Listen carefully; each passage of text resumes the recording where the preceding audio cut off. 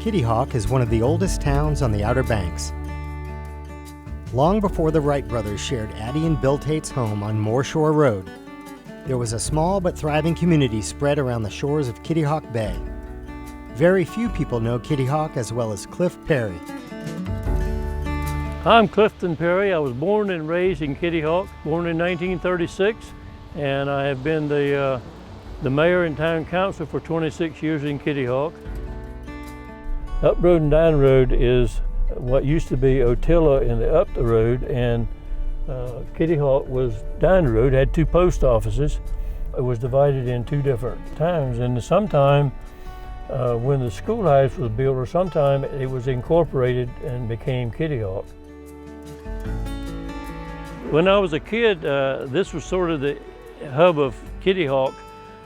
To your right over here, there was a country store, and in that store was also a post office, the Kitty Hawk Post Office. The same way they got supplies at the end of Kitty Hawk Road, they had a long pier right there, and tugboat from Elizabeth City came and brought supplies and mail and delivered it to Otilla Post Office. And then they came around through Kitty Hawk Bay, and there was a long pier at the end of Lodgebaum Road, and that's where the tugboat tied up. They had to be way out there because there's a high shoal.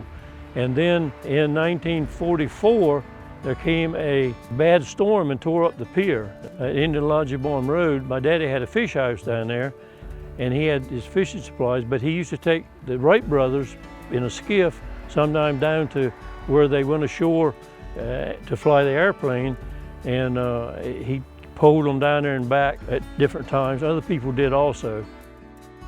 And the day that they flew, they asked him, "Don't you want to go with us?" He said, "No, I'm going fishing." My daddy never owned a car. In a horse and cart, my mother used to deliver the milk while he was fishing. We milked cows.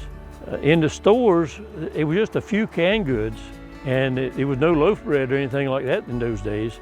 And it was flour and salt pork and meat you could buy from the store. Some of it was locally stuff that was killed and sold here. And my daddy also had a lot of beef. I think he had 81 head of cattle at one time, and the cattle were allowed to run loose until they put the bridge across, and then they passed a no fence law. You had to fence up your cattle. And that was kind of the life of Kitty Hawk. It was fish and wildlife that you killed, squirrels and raccoons and ducks and geese, and that was Kitty Hawk. I mean, we didn't buy much stuff. Beginning in 1942, the Outer Banks was on the front line of World War II as German U-boats prowled offshore, taking a horrific toll on Allied shipping. Okay, now we're approaching on the top of the hill at what we call Army Camp Hill. Yep. And on both sides there was barracks for the men to live in, and on the left side was a big tower with a big scope that looked for submarines offshore. One thing about World War II was that you had to have your blinds dark so that at night no light would shine out. And so Edgar Perry, who was the game warden at the time, he also had a deal with Army that he would go around through the neighborhood and check lights at night. If he saw a light through your windows, he'd come knock on the door and tell you had to secure your lights. Behind me is the Kitty Hawk United Methodist Church. It's been here for years.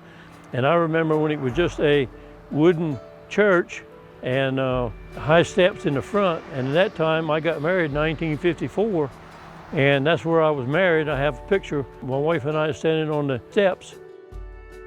So our last stop today is the Kitty Hawk School, which was incorporated with the Up the Road School and the Down the Road School and became what is known as the Kitty Hawk School. That's where I went to school. And also for the kids all the way from Calves Inlet to down to Nags Head came to this school. This is about the location somewhere in this area where Otilla was to my right and Kitty Hawk was to my left. And somewhere in this area is where that division was. Cliff Perry graduated from Kitty Hawk School in 1955, well after the Otilla Post Office closed up shop and the village became stuff of legend. By the 1950s, roads were improving and people were discovering life by the sea. Change was coming to the village of Kitty Hawk, but some things have never changed. The sense of community, family, and history that was so much a part of Kitty Hawk life when Cliff was growing up, is still what makes the town a special place.